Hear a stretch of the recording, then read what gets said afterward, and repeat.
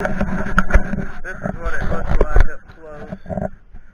There's your comb, and also as you're going forward, right here, this is some heavy duty angle. You can see the thickness.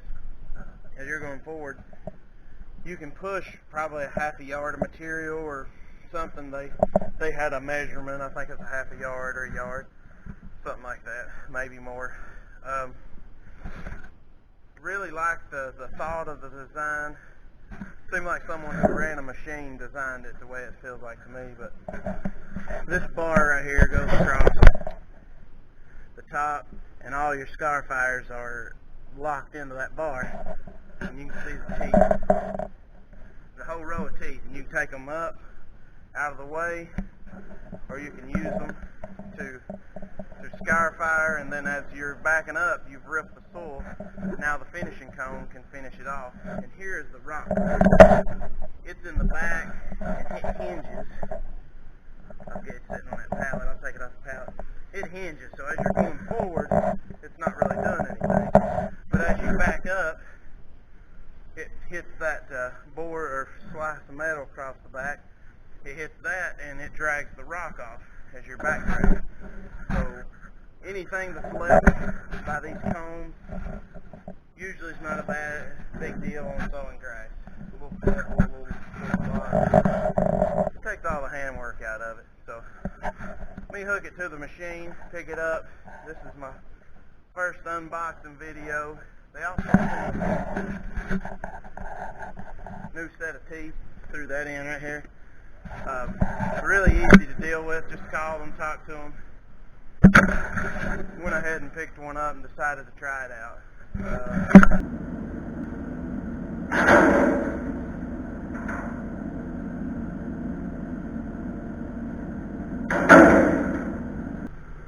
Looks like it's fairly good construction. Everything looks strong. Got the plates over the hydraulic hoses. Hoses don't look like they get any crinks. Really like this. This kind of keeps it up out of the way. Here's the rock rake I was talking about. Goes all the way across. Tires are foam filled. You can see where they put the foam in it. Got all the scar fires.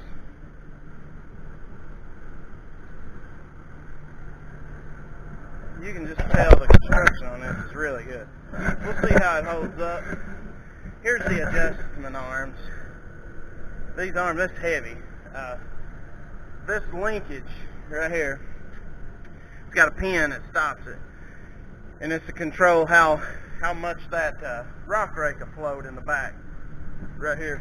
See, it's all connected and to a hinge point back here. And that pin allows it to go up or down however much you want it to. You can also put the pin underneath the arm and hold this rock rake up out of the way from everything if you don't want it engaged or doing anything. So if you're just ripping soil and trying to grade a little bit with it, you wouldn't want the rock rake maybe included right off. Or you're just trying to level down an area right quick or something, you can take the rock rake out of the equation.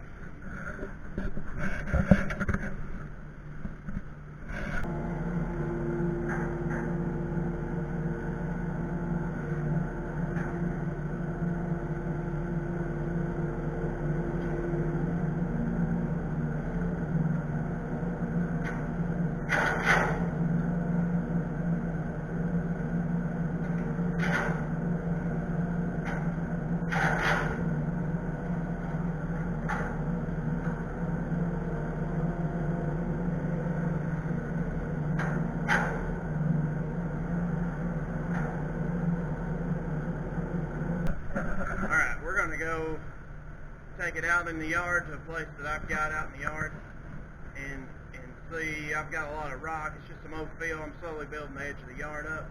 We're going to raise it up and pour concrete later. So this is a good spot to try out the machine. I'm going to sit you up top here. We'll see what kind of angle we can get. Sit you on top of the kitchen here.